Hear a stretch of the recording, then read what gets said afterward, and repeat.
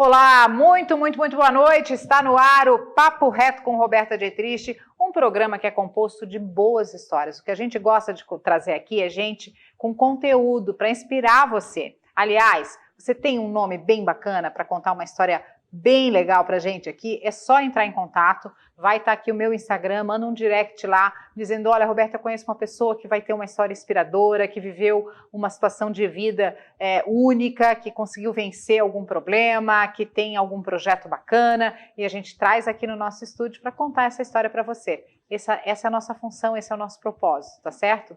Bom, e nesse mês tão especial, que é o mês de março, onde a gente comemora o Dia Internacional da Mulher, as mulheres são, sem dúvida, o meu foco, e a gente está trazendo mulheres como a Sandra Brunzina, que é uma mulher inspiradora e que vai começar contando pra gente essa trajetória. Primeiro, boa noite, obrigada por aceitar o nosso convite, bem-vinda. Boa noite, Roberta, eu que agradeço. Bom, a Sandra é uma menina nascida em Itajaí, que na adolescência, né, no comecinho da adolescência, se descobre com um potencial de modelo em função de uma fotógrafa, de um hotel. Conta um pouquinho dessa história. Na verdade, a minha mãe, meus pais se divorciaram quando eu tinha uns 5 anos, e a minha mãe se tornou a chefe da nossa família, e aí ela começou, para poder ajudar a manter a casa, para poder nos manter, ela começou a tirar fotos no Hotel Fischer, de grupos, de eventos, enfim. E aí eu tinha entre 9, comecei a acompanhar ela, eu tinha uns 9 anos de idade. E aí quando eu tinha uns 11 anos de idade, o gerente do hotel olhou para mim e falou: Sandra, minha mãe também chama Sandra, né? A sua filha tem potencial para ser modelo, você já pensou em colocar ela em alguma agência? Eu falei, não sei, aqui em Balneário também não tem condições de investir. Aí ele falou, não, mas tem uma agência que dá um curso aqui, que era The Look Models na época, e eu posso falar com eles. E aí esse gerente, que era muito querido, né, via também o esforço da minha mãe, falou com a agência, e a agência me deu um cursinho de modelos gratuito. Foi assim que eu comecei nesse mercado, onde hoje eu empreendo, né? Então, por isso também vale a pena investir nos sonhos das crianças, né? A gente nunca sabe. Você tinha 11, 12 anos? Isso? 11 anos. Tá, e você faz um curso que dura o quê? Eu fiz um curso, não, durou uns 2 anos, era um cursinho permanente, assim, que tinha. Quem que era o dono dessa agência na época? Nossa, era Milnês e mais um sócio que eu não lembro o nome dele. Tá, e aí eles te encaminhavam para o mercado e efetivamente esse curso te levou a fazer trabalhos? Me levou, fiz alguns castings para Marisol, para algumas marcas locais, cheguei a fazer alguns trabalhinhos, nada, né, muito grande, até porque o mercado na época ainda era mais limitado, principalmente aqui.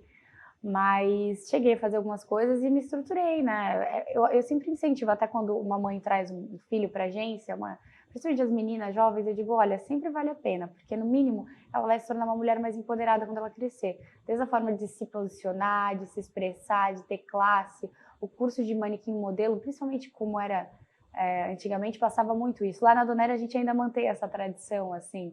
Hoje nós temos a Camila Schmidt, que foi uma modelo internacional, viajou por 12 países, e ela foi Miss Gaspar também, é ela quem cuida dos modelos que estão começando, desde as mirins, e a gente percebe que isso influencia bastante no desenvolvimento. Então, para mim, contribuiu muito já, a partir daquele momento, nisso, né? Ainda mais que a minha mãe batalhava sozinha, mantinha a casa sozinha, então isso foi mais um auxílio na minha educação também. Bom, aí essa menina também se encontra do ponto de vista de desenvolvimento espiritual, né? Era pela família, tua mãe já era testemunha de Jeová? Não. Como é que isso aconteceu? Foi um namorado? A história da testemunha de Jeová é porque eu queria ter princípios, valores, eu tive uma busca muito forte pela fé aos 15 anos, principalmente depois de alguns traumas, né, pessoais que eu vivi. Então eu comecei a me questionar sobre quem era Deus, se Deus existia, se existe um Deus, será que ele aprova todas as religiões? Porque não pode, né? Ele ia estar se contradizendo. Então eu comecei numa busca muito grande, comecei a ler vários livros de várias religiões, inclusive espírita, católica, enfim. E aí dentro dessa procura, bateram na minha porta 2 testemunhas de Jeová, e elas eram diferentes. Eu nunca aceitava testemunhas de Jeová, mas elas eram muito bem maquiadas, muito bem vestidas, e eram argentinas. Porque a cultura, né, argentina, as mulheres são mais vaidosas. Sim. E eram muito inteligentes. E aí eu atendi elas me ofereceram um estudo bíblico e eu aceitei. A partir daí, eu descobri a paixão pela Bíblia e por todo esse lado espiritual, principalmente porque a testemunha de Jeová é muito racional, tem muito estudo. E eu gostava muito de estudar, eu sempre fui muito nerd. Então eu entrei de cabeça na religião e passei um bom tempo ali mergulhada nos estudos bíblicos. E isso, obviamente, contribuiu muito para a Sandra que você é hoje. Com certeza, principalmente a base de princípios e valores, que isso não tem a ver com placa de igreja, mas onde quer que eu vá, não importa os ambientes que eu frequente, inclusive o mundo mesmo de modelo e de empresária te leva a lugares muito glamurosos, né? Tem muito paetê, tem muito brilho nesse mundo, mas eu nunca me deslumbro, eu nunca me perco, porque eu tenho essa simplicidade, esses princípios, esses valores que eu agradeço ter adquirido logo cedo por essa decisão de ter estudado a Bíblia, que contribui muito. E a minha família não, ninguém da minha família é do Medivar, inclusive eles até não gostaram muito na época que eu estava me envolvendo com isso, mas depois acabaram respeitando, como eu sempre fiz tudo que eu queria também, sempre tive uma personalidade muito forte, eles acabaram... Geminiana, né? Sou geminiana. Geminiana. Sandra, aí nesse universo da igreja, você conhece o seu futuro marido? Nesse universo da igreja, na verdade, eu fui ensinada que eu deveria encontrar um parceiro que tivesse a mesma visão, mesmos valores, mesmos princípios. E aí eu acabei tomando uma decisão muito precipitada, porque eu era muito jovem, né? E com 18 anos eu comecei a namorar um rapaz da minha igreja. Foi quando eu dei meu primeiro beijo, com 18 anos. Inclusive eu era muito travada até pelas minhas questões pessoais, de trauma, que é outro capítulo. Mas ao mesmo tempo eu queria ter uma família, eu tinha essa ansiedade por ter a minha própria família, ter um porto seguro. Então foi uma decisão baseada numa série de fatores, mas ainda assim muito precipitada, 19 anos. Eu não sabia nem o que eu queria, nem quem eu era, né? Estava me descobrindo como mulher. E aí eu comecei a namorar aos 18, casei aos 19 e, obviamente, me divorciei aos 21, porque não foi uma decisão muito sábia para o momento. Mas eu tentei. Sem filhos, sem nenhum processo. Sem filhos, sem muitos traumas, sem divisão de bens. Não é meu bem, meus bens. Mas aí, assim, Sandra, claro que um casamento desfeito, mesmo para uma menina de 21 anos, deixa marcas, né? E aí você sai desse casamento e assim, tá, agora eu sou Sandra, divorciada, né? Testemunha de Jeová, filha da Sandra, e quem mais eu sou? Exatamente, foi um momento de descoberta.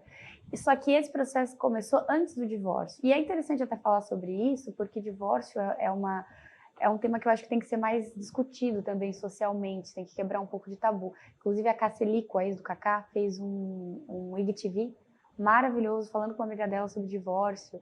Eu achei muito interessante, porque eu me identifiquei na história dela em alguns pontos. Com a diferença, claro, ela passou 9 anos casada, teve filhos, mas também casou virgem, numa estrutura de igreja. E assim como a Cacá falou no vídeo dela, eu também compartilho, quando você casa muito cedo, você ainda está numa formação, você ainda está formando a sua personalidade, a pessoa que você é. Então, a pessoa que você era aos 19 não é a mesma pessoa aos 21. A gente sempre, na verdade, está em evolução. Mas óbvio que existe um momento em que aquilo estabiliza, algumas coisas, né, alguns pilares estabilizam. E não é na adolescência, né, não é aos 19 anos.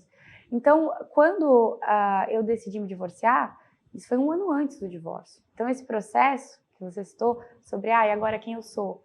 Isso começou 1 ano antes. Então, aos 20 anos, quando eu percebi dos 19 aos 20, eu fiz de tudo para o meu casamento dar certo. Tudo que se diz que uma esposa tem que ser, querida, carinhosa, faz isso, faz aquilo, faz comida, trabalha. Fiz tudo que eu podia. E eu vi que não tinha química, não tinha conexão, enfim, a visão era completamente diferente. Quando eu falava sobre empreender, ele era contra. E aí eu percebi, não, isso não vai dar certo. Quando eu tive a certeza de que aquilo não daria certo, eu pedi perdão para Deus. Falei, Deus, você me perdoa, mas eu não vou pagar o resto da minha vida por um erro que eu cometi aos 19. Você é um papai amoroso, eu tenho certeza que você vai me perdoar. Se a sociedade vai, se a religião vai, eu não sei, mas eu tenho confiança de que Deus vai me perdoar por isso. E aí, a partir dos 20, eu decidi já que eu queria o divórcio. E aí eu comecei a trabalhar para isso. Eu comecei a juntar meu dinheirinho, pensar no que eu ia fazer depois daquilo. Aí eu sempre quis empreender, desde criança. Minha avó, eu até brinco que a minha avó dizia assim, você tem que aprender a fazer esse bife direito para quando você casar.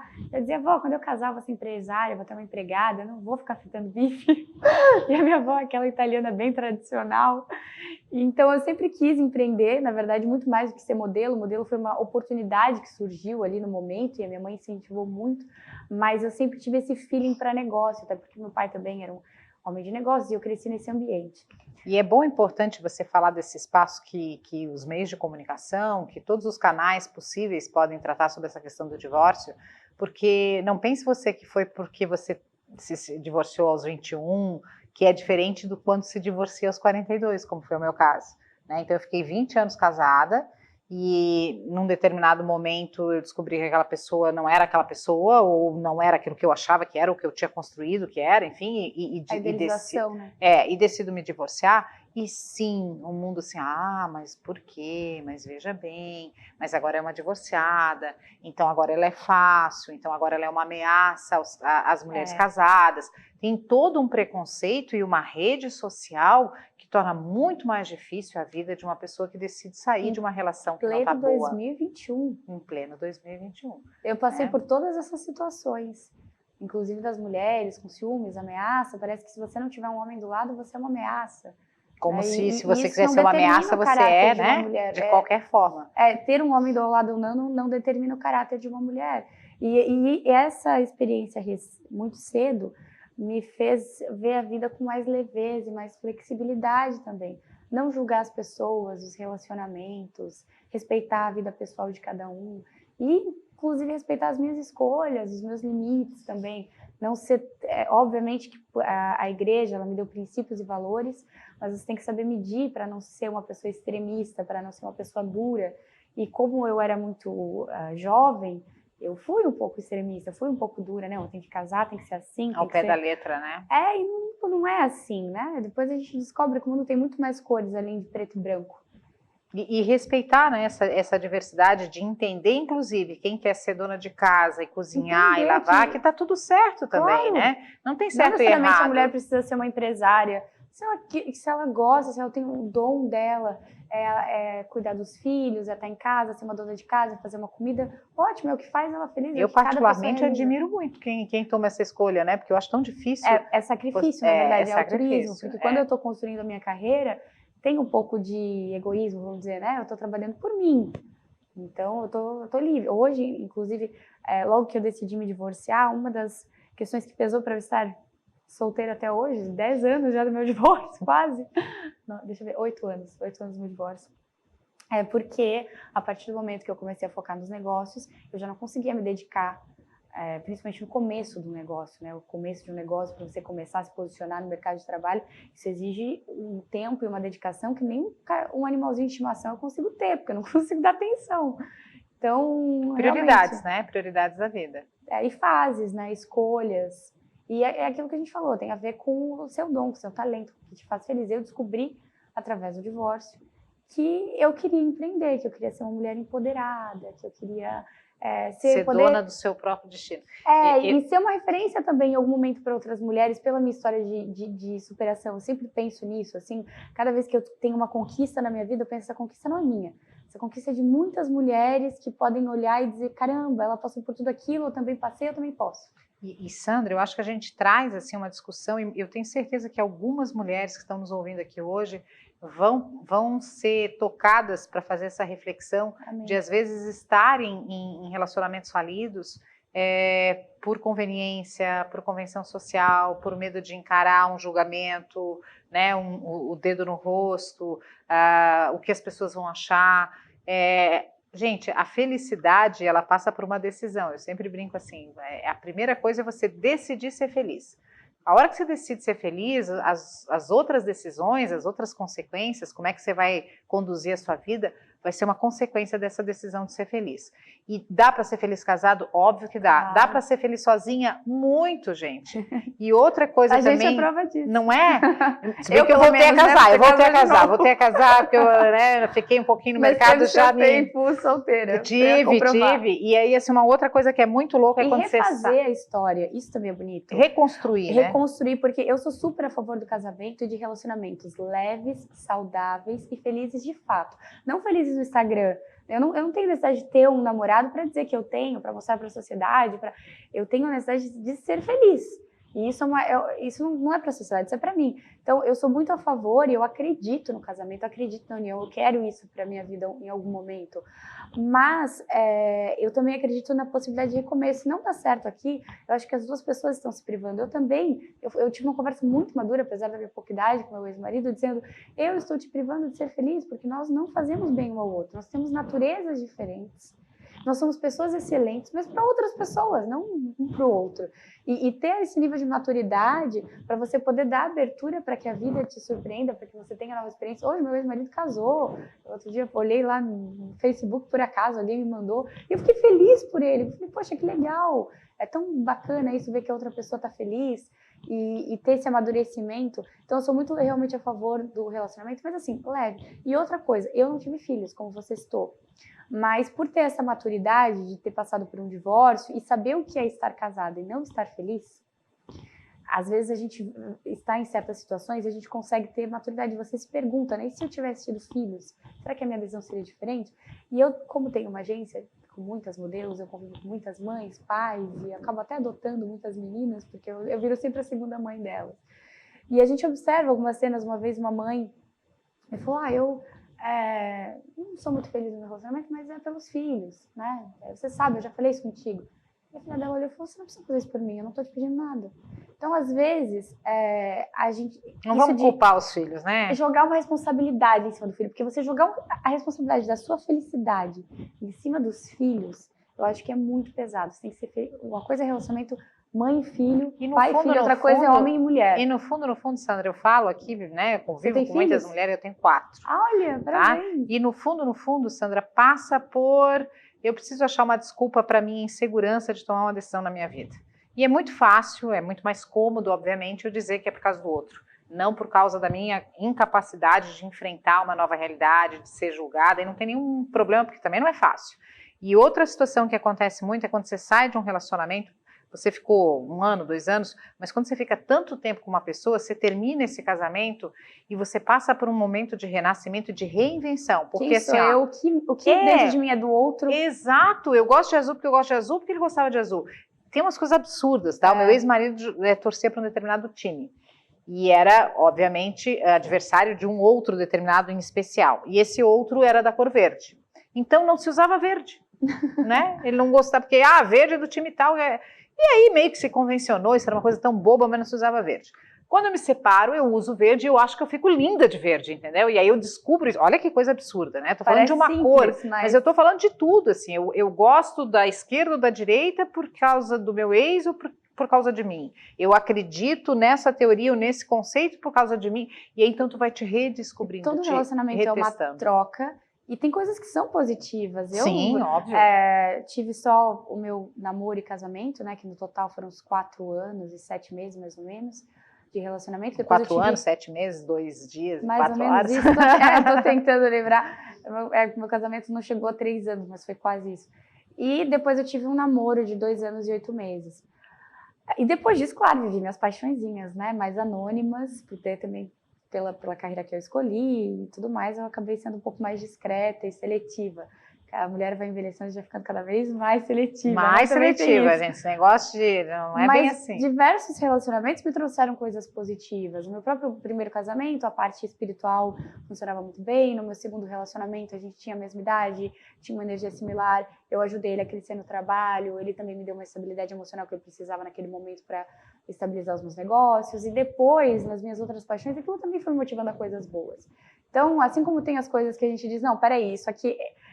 Com certeza, eu assim, de cara eu saí com 4 filhos lindos. E essa é a parte mais linda, é uma herança para a parte de Deus. Os filhos. Sandra, daí você sai desse casamento, resolve empreender com uma agência de modelos, que era o lastro que você tinha, né, profissional, com a experiência que você tinha, e dá super certo, mas você vai me contar isso no próximo bloco, combinado? Okay. Como é que é o nome da agência? A gente fala muito, né? Doner. Doner, gente, vocês vão saber a história da Doner daqui a pouquinho, volto já.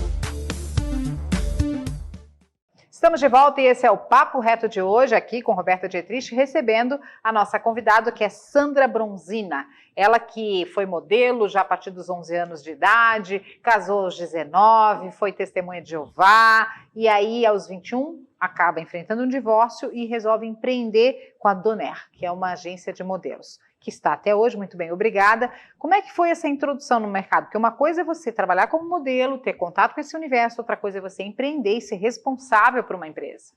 A parte de responsabilidade é uma questão de perfil, né? Eu sempre fui muito responsável, até porque, como meus pais se divorciaram cedo, a minha mãe teve que trabalhar para nos manter, eu sempre cuidei da casa, eu sempre, com 11 anos de idade, eu já cozinhava, passava, limpava, fazia tudo. Então, isso não foi uma coisa difícil para mim, o ser responsável. Difícil era ser leve, eu tive que aprender a ser leve depois.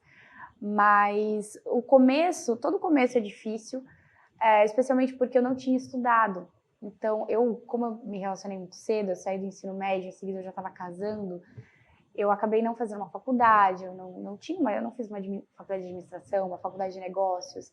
E quando eu decidi que eu queria ser empresária, eu tive que fazer uma escolha. Ou eu ia para a carreira acadêmica, ou eu montava a minha empresa, porque eu não tinha condições financeiras de investir nas duas coisas, não tinha uma família que aportasse.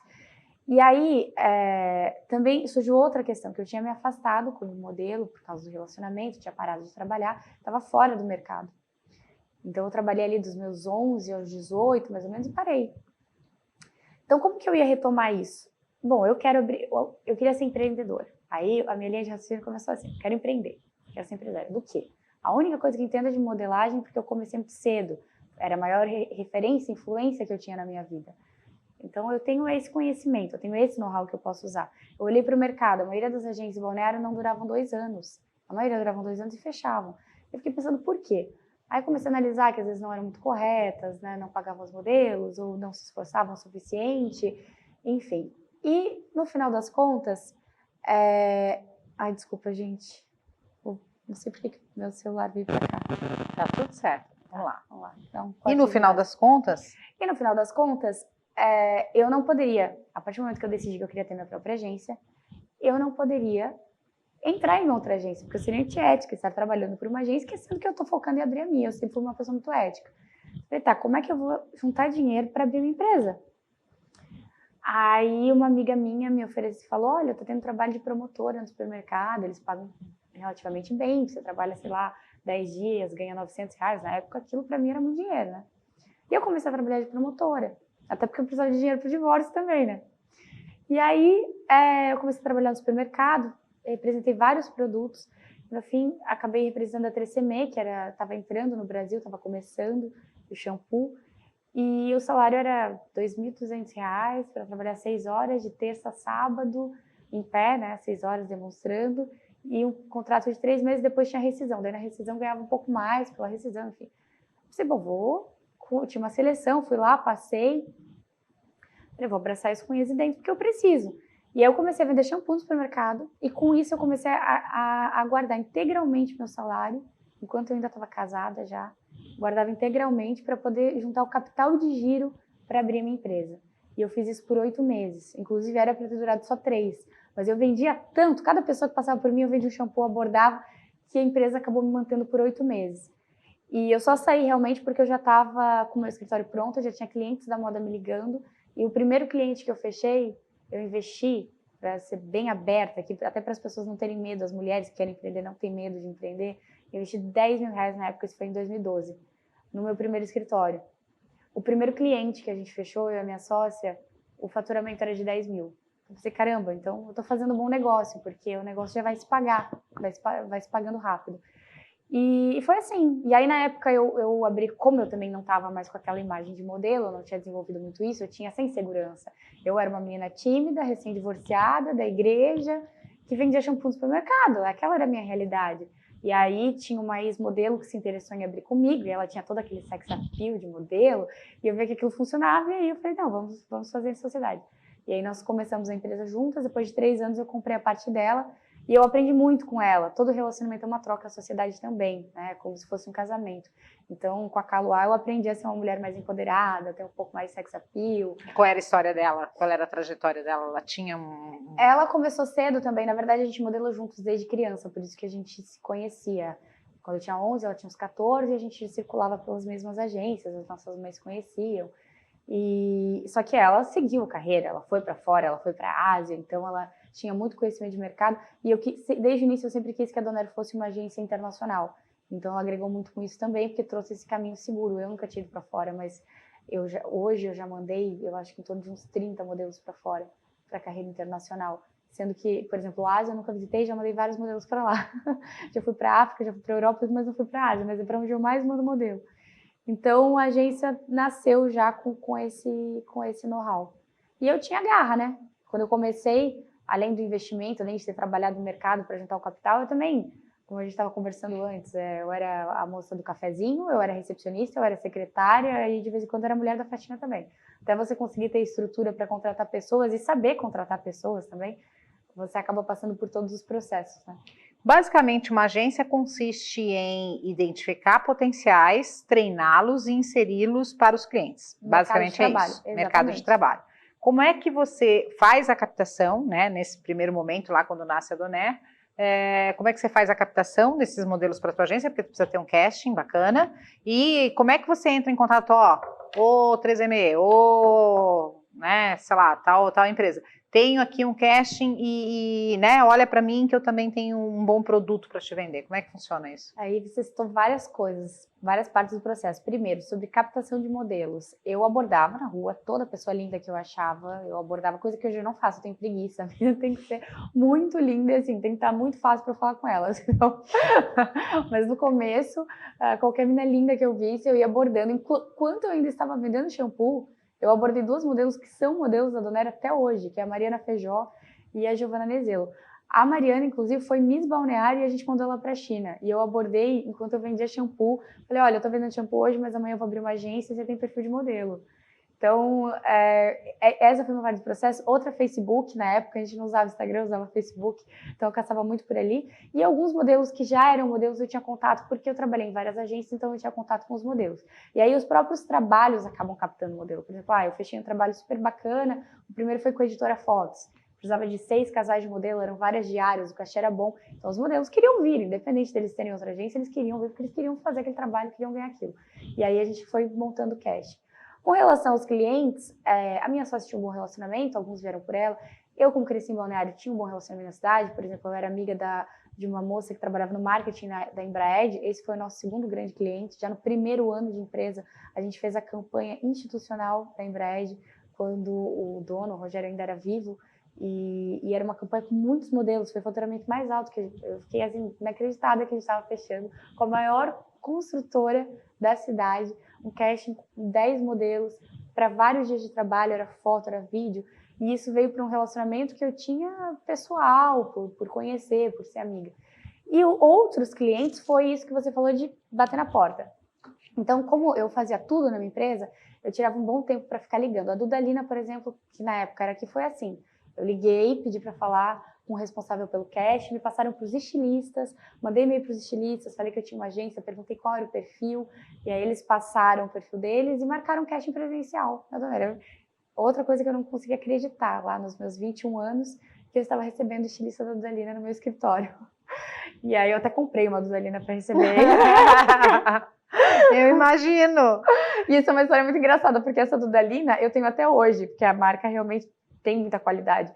Nesses dias eu estava em São Paulo no jantar com os amigos e um rapaz olhou para mim e falou: nossa, que linda, olha, ela tá usando uma Dudalina. Eu falei: você gosta da marca? Ele falou: eu sou dono da Restock, a gente comprou a Dudalina. Eu falei: meu Deus, eu comprei essa Dudalina para atender um estilista quando ainda era lá em Santa Catarina. Então é muito bacana toda essa parte do processo. Pô, e aí você, né, aproveita todos esses relacionamentos, porque também eu imagino que cada cliente e cada novo casting também que a agência tenha é um aprendizado, né, da troca de uma visão de marca, porque o que uma marca quer é bem diferente do que outra quer, e às vezes se você pega um diretor de arte de uma agência de marketing, ou, né, um diretor de marketing de uma empresa como as construtoras, enfim, também agrega super valor ao teu conhecimento, né? Na verdade, nada substitui a prática, tanto que grandes empresários do mundo, inclusive das maiores empresas de inovação do mundo, não chegaram a se formar. Não que eu seja contra a universidade, eu acho que é muito bacana se você puder unir um conhecimento acadêmico para a vida prática, mas é difícil você conseguir tão cedo empreender e conciliar ambos, né? Então, embora eu não tenha feito faculdade, eu sinto que toda a minha experiência prática foi uma grande faculdade. Tanto que eu contratei pessoas formadas em moda. E eu tinha que ensinar coisas das fábricas que eles não tinham noção. Porque, às vezes, as faculdades não passam tão bem isso que você vive no dia a dia. E eu sempre fui muito curiosa, eu sempre fui muito estudiosa. Então, por exemplo, quando o Hervé, estilista da Dudalina, chegou na agência, eu perguntei tudo sobre ele, sobre o início da marca, a origem. Ele explicou como ele colocou a flor de lis, que ele dormiu, que ele sonhou, que ele desenhou. E ele estava 16 anos na empresa e ele mesmo, a Dudalina, estava explodindo, estava no ápice naquele momento. E ele não tinha noção do tamanho da empresa. Porque como ele falou, sério que a Dudalina é tudo isso? Porque a gente está tão interno, trabalhando tanto no produto, que às vezes você não consegue medir a repercussão da marca. Você criou um produto incrível, né? E as pessoas têm um valor de marca agregado. E é muito legal essa troca, realmente. E isso de migrar, eu também, como boa geminiana, eu me entendi muito fácil, eu gosto de migrar. Então, é muito legal porque eu sempre tenho assuntos diferentes. Uma hora a gente fechou a campanha da Azimuth, que é de barcos. Outra hora a gente fecha uma campanha de moda, outra hora uma campanha de... Resguardando as devidas proporções é o jornalismo, né? Que você está aqui conversando com uma dona de uma agência. Conteúdo. Ontem a gente estava falando com uma dona de uma empresa de bolo, com uma vereadora, e é interessante, enfim. Né? E essa troca sempre você leva alguma coisa, né? Nas trocas a gente deixa um pouco de si e leva um pouco do outro, né? Isso é incrível. Ainda dentro da produção de casting, que você falou que antes você abordava as pessoas, hoje imagino até pelo histórico da Donaire, que as pessoas te procuram, né? Eu tenho uma filha bonita e tal. E essa produção desse teu, né, know-how, né, do teu casting mesmo, ela acontece por curso ou, né, não, tá legal, bacana, vamos tirar umas fotos, tá aqui no meu portfólio. Tem as duas possibilidades? Tem as duas possibilidades. Como você citou, hoje a gente não procura muitos modelos, porque tem uma procura muito grande pela agência, como a agência já está consolidada, está quase uma década no mercado, então tem muita indicação, né? É uma agência de credibilidade, quando a mamãe quer, já indicam a Donaire. Então e clientes também, inclusive, hoje os clientes fluem com muita facilidade, eu posso estar na Europa, onde for, eles mandam um WhatsApp, pedem casting, a gente responde, então as coisas fluem de uma forma muito mais leve, muito mais volume do que era antigamente no começo.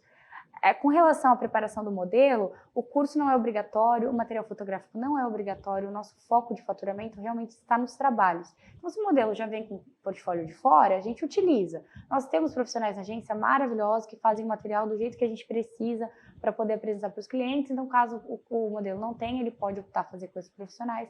E caso o modelo queira se desenvolver mais rápido, a gente tem a Camila que dá aula particular para os modelos. Eu não faço aquilo de cursinho, porque como nosso foco não é ganhar dinheiro com curso e e-book, isso é um complemento, é uma ferramenta necessária para os modelos, mas não é a fonte de renda da agência. Então, ela é completamente personalizada para que realmente aquele modelo possa se desenvolver através daquela ferramenta e ter resultados no mercado de trabalho. Então, não tem como eu fazer uma turma com 10 alunos de idades diferentes. Hoje a gente faz individual, aula particular, o modelo quer se desenvolver, ela fecha um pacote de X aulas, até que ela está com desenvoltura e pronto, está pronto para o mercado. Mas é opcional. E é importante falar isso porque, obviamente, tem agência que se aposta no seu faturamento nisso, né? Nesse sonho das mães de ter filhas modelos ou das meninas, né? De serem as futuras Gisele Bündchen. E, por outro lado, tem muito profissional no mercado, e isso vale para qualquer profissão, tá? Eu vivi isso com alguns colegas no jornalismo, você deve ter vivido isso no mercado de moda, que é alguém te dizendo, você não dá para isso, menina. Ou dizendo, não, vem que eu faço você acontecer. Porque eu acho muito...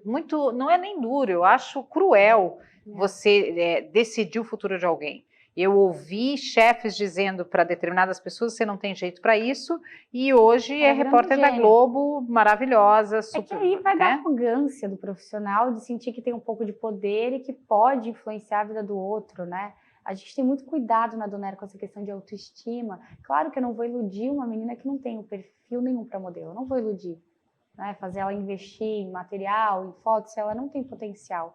Eu vou dizer, olha, você é uma mulher muito bonita. Existe uma diferença entre a mulher bonita e a modelo. A modelo às vezes é uma mulher bonita e às vezes não é, necessariamente. Mas ela tem aquelas medidas X que cabem na roupa X, porque a fábrica só faz, por exemplo, até mesmo o sapato. A fábrica de sapato, eles lançam 35. Então, para sapato, o modelo tem que ter o pé 35. Porque não adianta é o que sai querer, da fábrica. meu sonho é ser modelo de pé, não adianta, se tu tem Se 39... você tem 39, não vai. Não vai. Mas para passarela, de repente, vai. E aí, claro, hoje o mercado te oferece um leque de opções maiores. Hoje não é tão limitado. Hoje a gente tem perfil fitness, tem um perfil, inclusive, de várias idades. A Donaire também quebra muito paradigma, a gente gosta disso. Eu tenho um evento próprio que eu estou fazendo em Mykonos, e uma das coisas que eu coloquei no evento é que eu quero ter embaixadoras. Além daquelas influencers que todo evento de moda convida, que tem milhões de seguidores, são super jovens, eu quero mulheres de verdade, reais, maduras, porque a beleza é isso, a beleza não está só na juventude. Oba! Oba! E aí, inclusive, nós convidamos 2 mulheres, uma delas é a Andréa Natal, que ela foi gerente do Copacabana Palace por 25 anos, hoje ela está à frente do Fazano de Nova York, foi considerada uma das 10 executivas mais elegantes do Brasil, venceu a luta contra o câncer. Falei, esse é o tipo de mulher que eu quero que reine sobre o evento. Eu não quero vender uma ilusão de juventude para sempre, porque isso não existe. Então, sempre que a gente pode atuar no mercado, influenciando, porque a moda ela tem o poder de influenciar. E hoje a Donaire está nesse patamar que a gente não é apenas contratado, a gente cria produtos próprios que influenciam o mercado. Então, sempre que a gente pode, a gente adiciona isso. Sandra, além de lidar com beleza de mercado, de ser uma empreendedora inspiradora, você também trabalha no terceiro setor com trabalhos sociais, mas isso a gente vai contar no próximo bloco, tá? O papo tá bom demais, volto já já.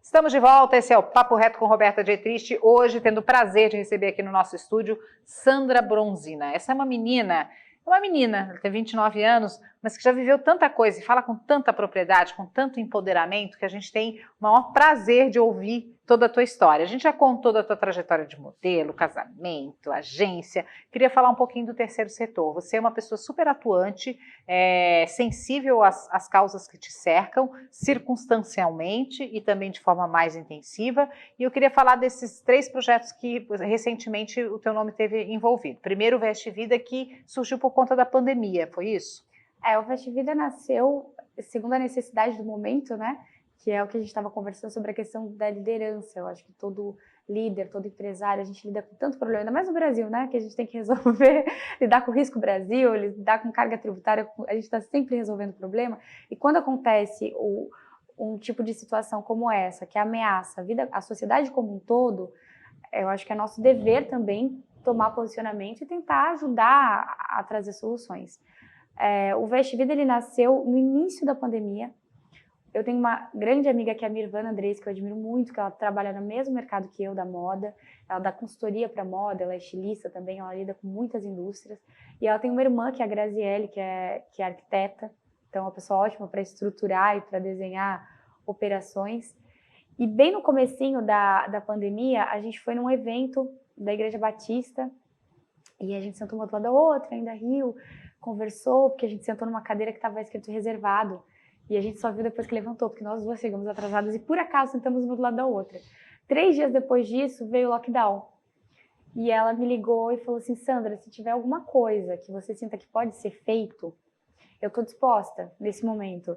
E era um momento de muita insegurança, ninguém sabia o que fazer, ninguém sabia o que ia acontecer, quanto tempo ia durar. E aí eu pensei e falei: olha, Mirvana, eu tive uma ideia. Não sei se você vai topar, mas eu estou observando pelo mundo, porque eu tenho amigos que moram na Ásia, até pelo fato de ter modelos fora, né? A gente já viu aquilo acontecendo em outros lugares do mundo. E acompanhando as notícias, lendo The New York Times, estou vendo que está faltando EPI até mesmo nos Estados Unidos vai faltar, está faltando na Europa, em países super desenvolvidos. Imagina o caos que vai ser aqui. E o que é um EPI? É um equipamento de proteção individual. É aquilo que os profissionais da saúde precisam usar para eles se protegerem do vírus. Porque eles são a linha de frente, eles estão lidando com o vírus diariamente e eles têm uma exposição a uma carga viral maior. É diferente de eu pegar na rua, num aperto de mão, é um profissional da saúde que está ali com várias pessoas passando mal ao redor dele, então a carga viral é muito alta, o risco de mortalidade é muito maior. Então eu tinha estudado sobre isso, tinha lido sobre isso logo no início da pandemia, e eu falei, bom, provavelmente isso vai faltar.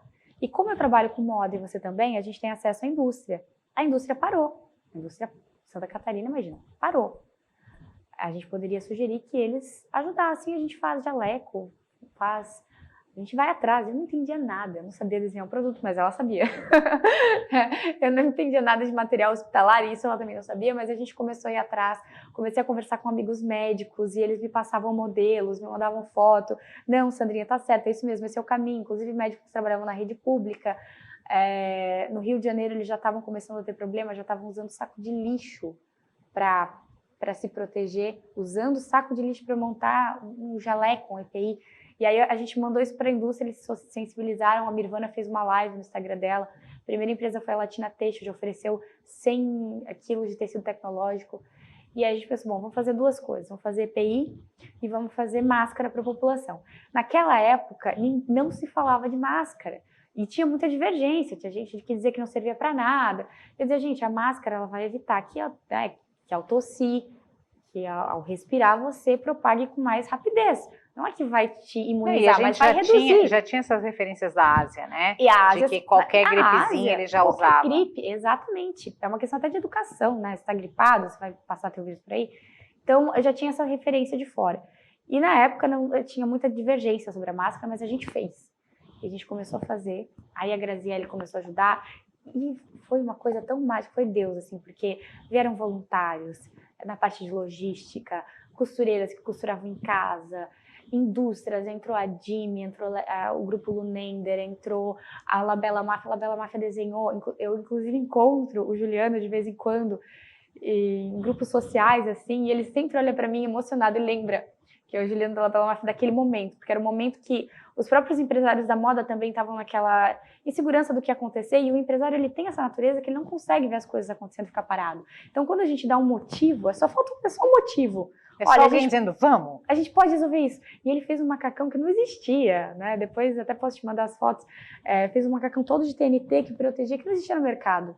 E aí os TNTs eram coloridos, a gente até brincava que pareciam Teletubbies, né? Mas tudo bem, estavam protegidos, porque era conforme o TNT que a gente conseguia, das cores que conseguia, a gente ia produzindo e ia distribuindo. Nisso a gente distribuiu milhares de itens para 32 municípios de Santa Catarina. Começou a sair notícia, começou a sair no Jornal do Almoço, e aí municípios, através da notícia, encontravam a gente, ligavam, Jaguaruna, olha, a gente está sem EPI, o governador dormindo no ponto, né? E a gente está sem EPI, e ontem mesmo veio um paciente, espirrou em cima da enfermeira, a enfermeira está com pânico, não quer trabalhar, não, vamos resolver isso aí, olha, o que eu tenho não é muito, mas resolve para essa semana. E assim foi, com uma equipe que eu não sei nem explicar quantas pessoas, quantos corações se uniram, quantas empresas se uniram. Então, esse projeto não fui eu que fiz, primeiro que a Mirvana e a Grazi toparam encabeçar e liderar também, porque sozinha eu não teria nem organização para isso. E depois muitas empresas, muitos líderes e muitas pessoas também simples, costureiras, pessoas de todo nível social, de motoristas de Uber, que ajudavam a gente com a logística, sabe? Então, muitas pessoas se engajaram e deu certo. E foi no ápice da pandemia. A gente conseguiu distribuir os EPIs quando realmente não tinham. E as máscaras. Inclusive, as primeiras máscaras, a gente entregou, foi uma história muito bonita. Começaram as blitz, né? Fecharam as cidades. Fechou Balneário, fechou Camboriú. E Camboriú, naquele dia, não sabia se ia fazer blitz ou não, porque os prefeitos daqui, eles já tinham essa sensibilidade com relação à exposição em máscara. Mesmo Sim. que o governo nacional só falou isso, Mandetta, na época, um mês depois, sobre a máscara. Mas aqui eles já estavam preocupados. E como o prefeito de Camboriú não estava tendo acesso à máscara, ele ia cancelar a blitz. Ele tinha acabado de ligar e disse, cancela, porque a gente não conseguiu máscara. E a gente ligou para eles, as máscaras estão prontas, quanto vocês precisam? 150? Tá aqui. Ele falou, conseguimos as máscaras, volta a blitz. Então, foi tudo muito emocionante, assim, muito significativo naquela época. E durou enquanto foi o ápice, depois, óbvio, começou a sobrar máscara no mercado, sobrar EPI. Então, foi para aquele momento. Bom, aí, não satisfeita, né, a gente passa, né, o auge da pandemia, a coisa se acalma, ela se acalma também? Não, claro que não, porque aí vem eleição e aí você cria o Apoie Elas BC. O Apoie Elas foi um pedido, na verdade, da ex-vereadora Juliette Nitz. E me dói o coração saber que ela não foi reeleita, porque ela mesma me pediu, falou, Sandra, eu como já sou vereadora e vou me candidatar, eu não posso criar um movimento para incentivar que entrem mais mulheres na política, eu vou estar tomando uma liderança diante das outras candidatas, isso não é justo. Então, você poderia, por favor, Então foi uma missão, né? que ela me passou, né? A ideia partiu dela. E eu falei, claro, com certeza, sempre tive essa consciência, pensei em fazer um videozinho simples na agência das modelos apoiando isso, mas a gente pode ampliar a campanha. E aí a gente começou a estruturar. Uma amiga minha, Amanda Betti, que é da agência Meraki, se engajou também, e falei, olha, eu não vou conseguir liderar isso sozinha, igual o Veste Vida, que eu preciso da Mirvana e da Grazi, eu preciso de mais um apoio aqui. E aí a Amanda, como ela tem essa parte de inteligência e marketing, estratégia, falou, não, super abraçou a causa, já desenhou a logo da campanha, e a gente foi para cima com camiseta, com flyer, com rede social, com tudo que era possível para tentar criar uma conscientização para que se votassem mais mulheres. Porque a ideia da Juliette é que não fosse apenas ela, mas que tivessem mais candidatas mulheres dentro da Câmara. Até porque o machismo institucional existe, e eu acompanhei de perto, inclusive por ser amiga dela, várias sessões na Câmara. Os meninos tentavam sabotar. Infelizmente, existem bons políticos que são legais. Mas são a maioria. São a minoria. Mas a maioria é machista, não adianta. Infelizmente então, isso. E aí, no final das contas, claro que foi um movimento reflexivo, eu acho que leva... E foi o início. Foi o ganho, óbvio. E foi o início. Mas, infelizmente, a gente manteve só uma, né? Manteve só uma. Hoje, a Juliana Pavan, que está nos representando muito bem, inclusive minha amiga também, admiro muito. Uma das mais atuantes, né? Entre todos os vereadores, de passagem. Sempre assim. Mulher, a Juliette também era super atuante, é do nosso perfil familiar. Não que a gente seja melhor, mas é um complemento. A mulher complementa o homem em todas as esferas. Até mesmo para formar uma vida, você precisa ter a mulher e o homem. Não dá? Então, para gerir a sociedade também, a mulher agrega na energia, na atividade, na proatividade, o homem na objetividade, enfim, cada um com as suas características, mas a gente acredita que precisa ter mais igualdade, né? Mais equidade. Bom, aí termina a eleição, né? Elegemos uma mulher, aí temos outros desafios aí para os próximos pleitos. E o apoio elas vai seguir em todas as próximas. Com certeza. Inclusive teve o apoio da Magras e Vila Córdoba, então empresas investiram financeiramente para que a campanha acontecesse. Isso já foi um grande ganho, né? Tô dentro, tá? Ótimo. Tô super dentro. Aí tá, termina a eleição em outubro, aí claro, ela para, né? Não, ela não para. Aí ela abraça o Janeiro Branco, que é uma campanha muito bacana, que nasce em Minas Gerais, que é em função da discussão. Eu não me lembro se foi em Minas Gerais. Mas foi um grupo de psicólogos, na verdade. Foi um psicólogo, se não me engano, de Uberlândia, você tem que confirmar, porque eu sou péssima com dados. Mas foi um psicólogo que ele decidiu criar um movimento para colocar os temas da saúde mental em máxima evidência no mundo. Porque ainda tem muito isso, inclusive eu vivi isso no meu relacionamento, que eu dizia para o meu ex-marido, olha, você precisa, né, a gente precisa buscar um psicólogo, eu estou fazendo a minha parte. E ele dizia, não, isso aí é coisa para louco, ou não é de Deus. Ele dizia, não, é ciência, se você tiver um câncer, você não vai esperar que Deus cure, você vai no médico. A saúde mental é a mesma coisa, mas as pessoas têm dificuldade de ter essa consciência. E depois do meu divórcio, meu marido correu atrás e descobriu que ele tinha depressão por falta de serotonina. Então, pensa quantos anos ele foi infeliz, porque o cérebro dele não produzia aquela substância. E por negar, né? A possibilidade de pedir ajuda. A necessidade de você estar atento à sua saúde mental. Então, isso, até por toda a minha trajetória, sempre teve muito forte em mim. Não foi depois da eleição. Há alguns anos já eu trabalho com o Janeiro Branco, e quem lidera o Janeiro Branco aqui em Balneário é a Miriam Pereira, que foi minha psicóloga, inclusive uma pessoa que você deve entrevistar, certeza. Porque ela é maravilhosa. Já é. E eu comecei apoiando pela causa e por ela, porque ela começou sozinha. Depois a campanha em Balneário cresceu e virou lei, inclusive. A gente conseguiu colocar na Câmara e virou lei. Gente, olha que o assunto nós ia madrugada dentro, nós já estamos estourando o nosso tempo. Sandra, meu Deus, quanto conteúdo. Promete voltar? Claro. Cara, sempre que tiver algum projeto, eu sou muito parceira. Como mãe, como mulher, a gente tem que trazer essas discussões sobre o papel da mulher na sociedade, seja ele no terceiro setor, seja no empreendedorismo, seja como exemplo e inspiração. Tem um monte de menina aí precisando mesmo ter esse chacoalhão, porque não tem essas referências dentro das suas próprias famílias, em função da desestrutura, do machismo estrutural. Então a gente precisa mesmo trazer essas referências. Você, sem dúvida nenhuma, além desse rosto lindo, desse sorriso encantador, também uma pessoa com muito conteúdo. Eu adorei receber você. Obrigada, foi um prazer.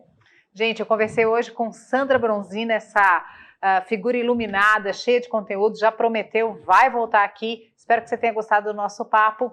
Um beijo e até a próxima.